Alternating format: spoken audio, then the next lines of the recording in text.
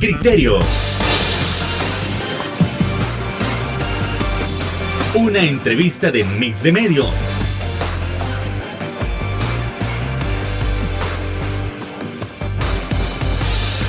Que aborda frontalmente los problemas de El Salvador con los verdaderos protagonistas y plantea soluciones.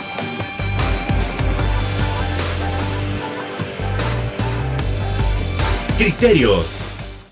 ¿Qué tal? Muy buenas noches. Lunes 21 de marzo del año 2022. Qué gusto iniciar con ustedes una nueva semana aquí en su programa Criterios, para poder analizar esos temas tan importantes que han sucedido en los últimos días. Por ejemplo, continúa la ola de críticas hacia la Universidad de El Salvador por el caso del suicidio de Natalie Miranda. Además, vamos a analizar el pronunciamiento de la Iglesia respecto a las medidas que se han tomado contra Catalino Miranda, a las medidas económicas y también respecto a las pensiones. Y además vamos a estar analizando en el plano internacional qué es lo que está haciendo Naciones Unidas en caso de que esté haciendo algo para tratar de mediar el conflicto entre Rusia y Ucrania. Esto y más lo vamos a analizar, cada uno de los criterios, con nuestro consultor internacional, Luis Enrique Contreras. ¿Qué tal? ¿Cómo estamos? Buenas noches, qué gusto estar nuevamente. Creo que ya teníamos algunos días de no hacer los análisis en este programa, y siempre en la disposición de hacerlo. Y ya para iniciar la semana, que hay muchos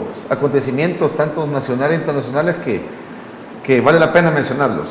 Desde luego. Entonces vamos entrando en materia con respecto a este primer punto tan importante, que es la ola de críticas que se ha venido contra la Universidad de El Salvador y también contra los diferentes hospitales debido al caso de Natalie Miranda, quien se suicidó, y también muchas personas hacen responsables, y estudiantes de medicina también hacen responsables por los malos tratos a la Universidad de El Salvador. Sí, primero mencionar que es un caso lamentable cuando hay pérdidas de vida humana. Es muy triste, definitivamente, porque son cosas que se pudieron haber prevenido con una anticipación, no llegando a esta tragedia como tal.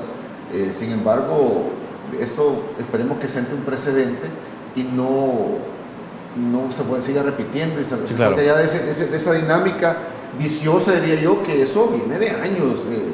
En su momento uno se ha dado cuenta, escuchado de cómo en esta universidad, en otras también privadas, hay que mencionarlo, sí, claro. se da un autoritarismo burlesco, llamémosle de esta forma, porque obviamente un maestro, un docente tiene autoridad sobre sus estudiantes, pero es muy diferente que esa autoridad verse sobre la enseñanza, una cuestión pedagógica, que vaya centrada a eso, a un aprendizaje, a un nivel de desarrollo de competencias para el estudiante, a una humillación como tal. Eso es muy diferente. Sí, claro. Y lamentablemente en esta universidad ha sido un secreto a voces de siempre.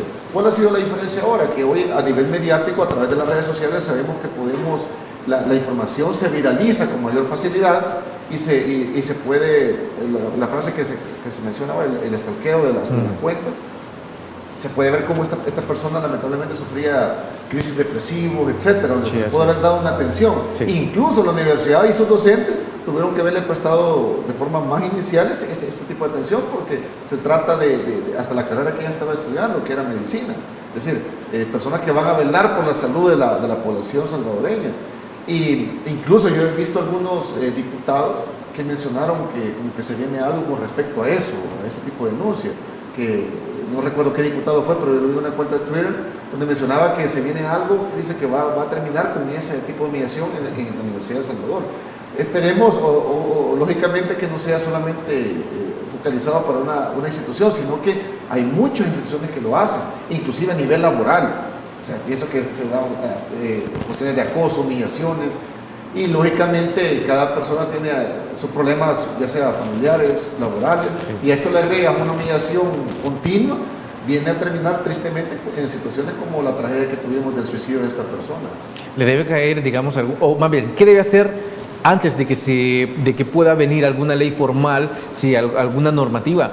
¿Qué es lo que debe hacer la Universidad de El Salvador? Exacto, eso es muy importante, porque de forma externa, a nivel legislativo, puede venir una cuestión de normativa, reglas, pero de nada va a servir si no se le da una atención interna a nivel institucional. Y qué buena esa pregunta, en el aspecto que, como decía un escritor inglés, C.S. Lewis, que al ser humano no lo educas con leyes. Y es muy cierto, porque las leyes pueden seguir ahí, sí, pero eso se puede seguir repitiendo. Hay una ley que te prohíbe asesinar personas y lamentablemente se asesinan personas. Hay una ley que te prohíbe pasarte un semáforo en rojo o manejar ebrio, y hay gente que lo hace. Me doy a entender. Por eso es importante que la institución como tal, la universidad en este caso, logre, lógicamente, esperemos que ya lo hayan hecho así, un reacomodamiento a nivel de los docentes y lógicamente quitarle, sancionar, qué sé yo, a los que se lo merezcan, indudablemente, así como se hace a nivel laboral también, es decir, lo tienen que hacer movimientos de personas que permitan darle una mejor atención a la población, porque inclusive el presidente lo ha mencionado muchas veces, no solamente a nivel de universidad, sino que porque lo privado va a ser superior a lo público. Y en eso tiene que ver mucho también la atención en que se dan las relaciones humanas a las personas. Es decir, sabemos que durante años, décadas, cuando uno va a ir al Seguro Social es como que fea la atención. Es decir, pasamos horas, nos tratan mal, a veces se han viralizado videos de diferentes seguros sociales a nivel nacional también del trato indigno que le dan a las personas. Y tengo entendido que hoy ha mejorado un poco esto en comparación a años anteriores, y de eso se trata, es decir, en todas las aristas gubernamentales brindar una mejor atención a la población. Y que a eso íbamos también, porque esta primera parte se trataba de analizarlo desde el punto de vista académico, pero y claro, contra la Universidad de El Salvador. Sí. Pero ¿qué pasa? Digamos, en el Ministerio de Salud, ¿se debe hacer algo también? Porque también sí. aquí hay un choque, ¿no? Sí, porque tiene que ver, tiene razón, porque tiene que ver una cuestión ya no solamente la UES, sino que ellos hacen sus prácticas en los hospitales. Eso es muy cierto. Por eso aquí es donde el ministro de Salud, lógicamente con una jerarquización, debe delegar para que le den seguimiento a ese tipo de casos. Primero, ¿quién fue el docente que lo humilló? O sea, porque realmente ¿cómo vienes a desvirtuar, por ejemplo, puede ser muy médico y decir lo que has aprendido durante 7 años, 8 años en la universidad no sirve, porque eso tengo entendido que es lo que puso ella en su Twitter. Se está desvirtuando para comenzar lo que la universidad le enseñó. Y segundo, es decir, es una humillación fea. O sea, no se trata de humillar a una persona, al contrario, yo pienso que la práctica se tiene que volver en toda carrera universitaria, básicamente como un complemento a lo aprendido en la universidad. Se trata de oxigenar, complementar, ayudar a la parte ya práctica del internado en medicina. ¿Cómo es posible que va a venir un docente, sea quien sea, a decirle, mira, lo que aprendiste ya no sirve? También se escuchaba mucho antes en la policía, sucedía lo mismo, cuando los alumnos iban a prácticas. Algunos policías mencionaban eso, lo que aprendiste en la academia no sirve. Es decir, y así a niveles de diferentes instituciones se da ese tipo de situaciones. Lo importante es esto, que los directores, ministros, a quien le competa, hacer una revisión de esto, y hacer una identificación del caso de la persona y darle seguimiento disciplinario como debe de ser. De hecho, Luis Enrique, hay algo que ha mencionado, lo que pasa en la policía. Entiendo que solo en 2021, entre 2020 y 2021, se dieron alrededor de entre 17 y 20 casos de suicidio en la Policía Nacional. Es decir, cuando estamos hablando de salud mental, no estamos hablando meramente o únicamente de los estudiantes. No, definitivamente. Ahí entiendo que tiene que ver el trato es decir, de qué manera se está formando a los estudiantes y a los de la Academia de Policía. No, y aquí ya no viene solo un aspecto formativo, independientemente sea la institución que sea, porque tú no sabes a nivel individual las personas qué tipo de problemática traigan, familiar, desintegración familiar, se han sufrido abusos, inclusive, y no lo dicen. Pues es importante que todas las instituciones, tanto a nivel gubernamental, a nivel privado, tengan una unidad de atención psicológica. Equipos multidisciplinarios que le puedan brindar esa atención ya sea estudiantes, trabajadores.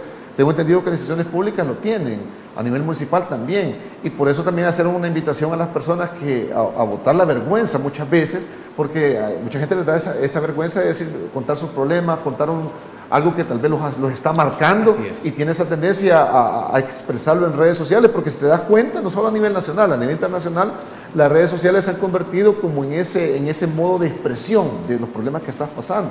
No solo problemas, sino que a nivel de felicidad, cuando te vas de viaje, estás cumpliendo años. Sin embargo, muchas personas optan también por lo otro, por expresarse de esa forma. Y eso tiene que ser un punto de análisis, como hacen otras empresas. Fíjate que en otros países le dan una atención diferente. Ellos están muy pendientes de sus empleados, algunas empresas que es lógico, no se puede mencionar acá en televisión, que revisan sus redes sociales. Y cuando detectan situaciones que que denotan alguna problemática personal, es donde les hacen un llamado, miren, quieren platicarlo con la unidad de psicología. Eso son cosas que se deberían replicar, es decir, es una propuesta que se podría dar de forma inmediata para tanto instituciones privadas y gubernamentales, porque aquí no estamos hablando que solo gente que trabaja en el gobierno o gente de esta índole se va a suicidar, gente que trabaja en un banco, gente que trabaja, qué sé yo, en un restaurante. Todos somos seres humanos que estamos propensos a caer en situaciones depresivas y hay especialistas que están lógicamente capacitados para darle seguimiento a estos casos. Desde luego. Luis Enrique, nos vamos a ir a nuestra primera pausa comercial y al volver vamos a analizar cada uno de los criterios tomados por la Iglesia para el pronunciamiento de las diferentes medidas tomadas en semanas anteriores. No nos cambien, ya volvemos.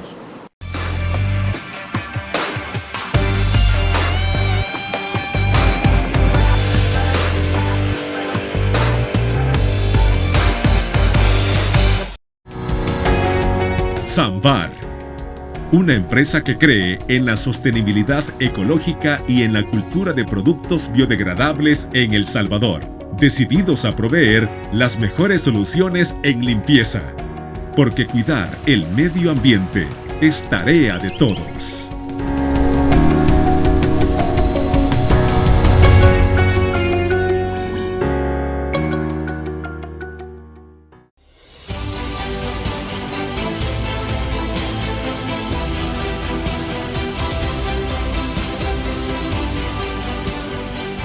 Nuestro compromiso, nuestra pasión, son algunas de las cosas que nos caracterizan como salvadoreños. Farmacia La Buena, la farmacia de todos.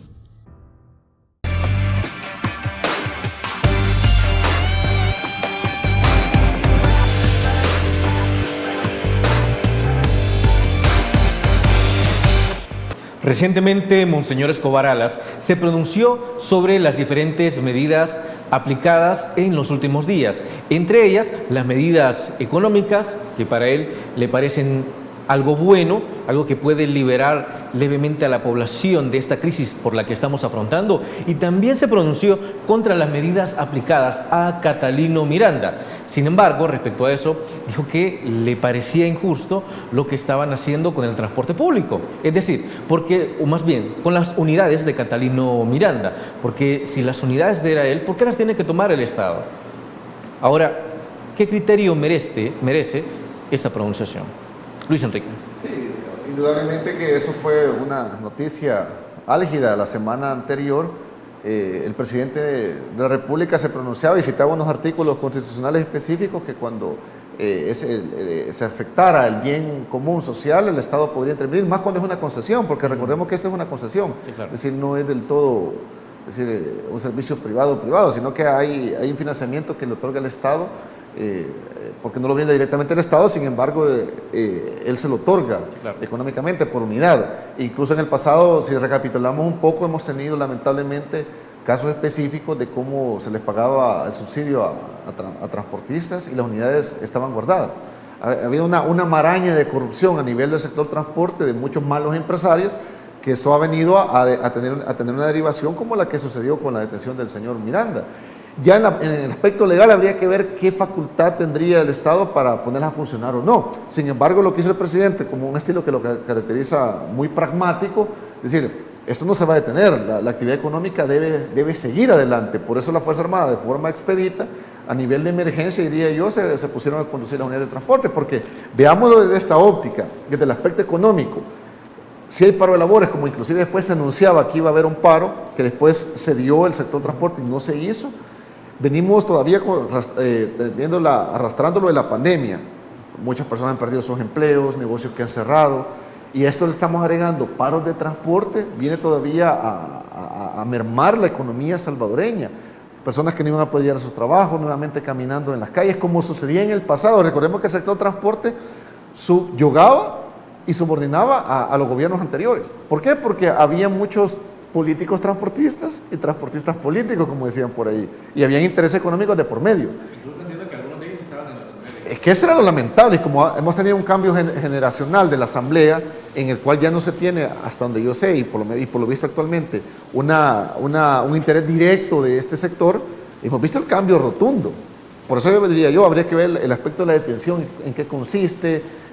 Lo que decían las autoridades era que había sido resistencia y por desórdenes. Hay analistas que dicen que no hubo resistencia, mencionan ahí. Es que no necesariamente la resistencia se va a caracterizar por una agresión. Existe algo que se conoce en seguridad como resistencia pasiva. Y es cuando tú vienes, inclusive con tu automóvil lo puedes hacer y comienzas a bloquear una calle. Que el procedimiento para removerte de ahí va a ser diferente, eso sí, pero esa es una resistencia, se conoce como resistencia pasiva. Así se maneja a nivel policial y a nivel de la pirámide de fuerza.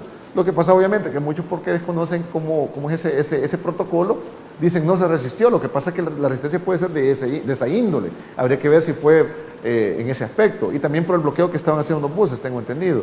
Sin embargo, esto viene a marcar un precedente y yo creo que lo hizo muy robustamente porque logró disuadir al otro sector de transporte que buscaba hacer un paro nacional. No sé si nacional o a nivel de capital, pero lo que dijo el presidente fue muy firme. Si hacen un paro, vamos a seguir con la cuestión legal. Imagino yo que iba a seguir también el mecanismo que se dio con las rutas del señor Miranda. Y ahí podemos ver cómo se disuadió, y mire qué bueno que entren a un diálogo, porque eso se trata también. Yo no soy partidario, quiero aclararlo, de que se estén confiscando, es decir, metiendo preso a diestra y siniestra, no se trata de eso. Yo creo que cuando se logran acuerdos a nivel político, entre estos sectores, o sea, que no lo querramos, tiene que ver ya con una incidencia política, es mejor llegar a acuerdos, es decir, como seres humanos con capacidad intelectual de dialogar, de ver el beneficio de la población, es decir, ya no solamente ver nuestros intereses propios como lo hacían en el pasado estos empresarios. Por ejemplo, esta mañana se tuvo lamentablemente un paro de transportes en el occidente del país, en Santa Ana, donde los motoristas se quejaban que les estaban descontando $6. Los dueños de las rutas. Imagino yo que este descuento es porque no se les permitió después, el gobierno no les permitió el aumento de la tarifa del pasaje. Es decir, ahí pueden ver cómo con una mala intención algunos transportistas siguen haciendo esto. Y esperemos que las autoridades logren mediar y logren sancionar cuando se lo merece, porque ese es el punto también aquí de análisis. Es decir, no es solo, aquí muchos quieren culpar al gobierno de esto, sin embargo es un problema que viene de décadas. Lo que tú mencionabas, los intereses económicos que han habido. Miren, en política, lamentablemente, aquí, en la China, en Japón, el poder económico es el poder real. El poder político es el poder formal.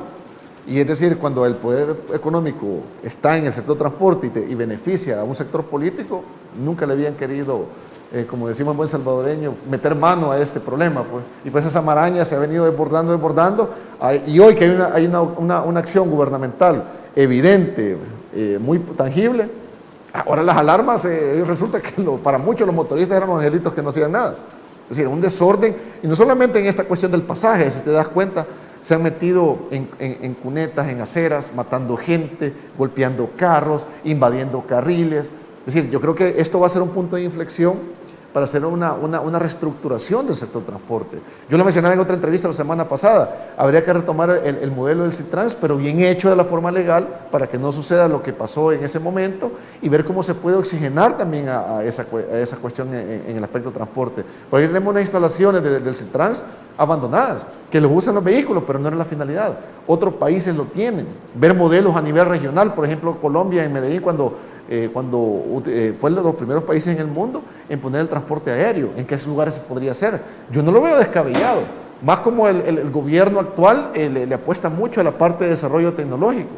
Yo lo veo bastante viable. Ya se mencionó lo del tren del Pacífico, que esperemos que en su momento se haga. Aquí quiero llegar con este diferentes análisis, que podría existir esa posibilidad de que el gobierno tome la pauta para hacer una reestructuración y dar un mejor servicio, un servicio eficiente en el sector transporte, que es un sector que la población, tú sabes que sí, es decir, totalmente desacreditado. Militarizar el transporte sería una medida para reducir la inseguridad. No, lo que pasa es que, mira, la cuestión de los militares, sabemos que la Fuerza Armada actúa para paliar ciertas crisis. No se trata que van a manejar todo el tiempo los automotores. Por ejemplo, un ejemplo te pongo. Cuando se dan terremotos,